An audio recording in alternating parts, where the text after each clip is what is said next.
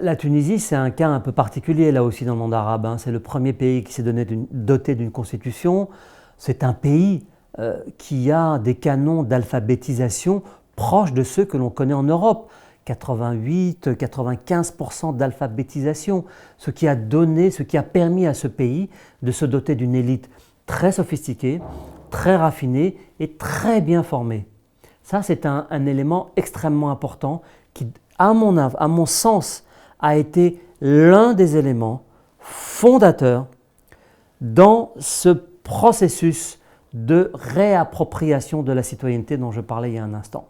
Et donc, les Tunisiens font une révolution culturelle, d'abord parce qu'ils prennent conscience que finalement, plus on est nombreux à se mobiliser et plus c'est facile de faire tomber une dictature comme celle sous laquelle vivaient les Tunisiens, qui était quand même une dictature terrible.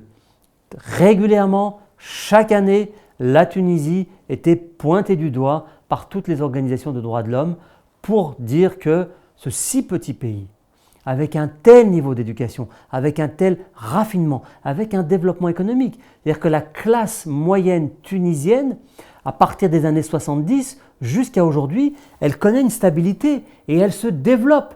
Donc il y a de plus en plus de Tunisiens qui sont, je dirais, happés par la classe moyenne, et donc ce développement, il concerne, économique et social, il concerne de plus en plus de monde. Il n'est pas marginal, c'est-à-dire que c'est tout le contraire de ce qui se passe ailleurs dans le monde arabe. Et donc je pense que ce sont des éléments à la fois sociaux et politiques, et l'histoire pèse aussi énormément, qui ont permis aux Tunisiens de prendre conscience qu'il fallait se mobiliser. Et on le voit. Alors on peut l'appeler révolution, on peut l'appeler mobilisation, tout ce qu'on voudra, peu importe les mots. Moi je regarde surtout les faits, je m'attache moins aux mots qu'aux réalités. La réalité, c'est que Ben Ali, il est parti très vite et il n'y a pas eu un seul coup de feu, il n'y a pas eu de mort. Donc les Tunisiens ont provoqué quelque chose, pas simplement pour eux, mais ils ont donné une leçon à l'ensemble des peuples arabes en leur disant « c'est possible ».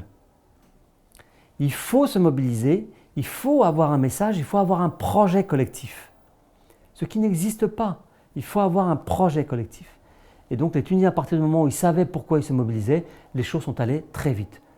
D'abord, c'était de faire tomber cette dictature, ensuite c'était de bâtir une vraie démocratie et de mettre en place des institutions légitimes dans lesquelles chaque Tunisien, aujourd'hui, peut se reconnaître pour une raison très simple, c'est parce qu'il a voté. Et que chaque bulletin de vote est autant de prise en compte par les dirigeants politiques pour dire les Tunisiens expriment ceci, ils veulent cela, nous on doit en tenir compte. Donc dans cette médiation entre la société et les dirigeants tunisiens, il y avait quelque chose entre eux qui était essentiel, c'était à la fois des valeurs communes, mais surtout une éducation commune et une histoire partagée. Et je crois que c'est ce qui fait qu'en Tunisie, ça a si bien marché, et aujourd'hui encore, ils nous donnent des leçons, puisque là, depuis ce matin, s'est ouvert le congrès du parti Ennahda, qui a annoncé qu'il renonçait à l'islamisme, c'est-à-dire qu'il va se débarrasser de sa dimension prédicatrice pour ne plus faire que de la politique. Et c'est-à-dire que le Ennahda va devenir un parti politique, je dirais, banal, tel que ceux qu'on le connaît dans les sociétés sécularisées européennes, comme l'était la démocratie chrétienne en Italie, qui a gouverné pendant 40 ans l'Italie, après-guerre. Et c'était un parti politique qui a joué un rôle central. Et je crois que c'est tout à fait possible dans le monde arabe. Ça suppose évidemment de réunir un certain nombre de facteurs. Pour le moment, la culture démocratique est plutôt en soins palliatifs dans le monde arabe. Donc il va falloir attendre encore un petit peu.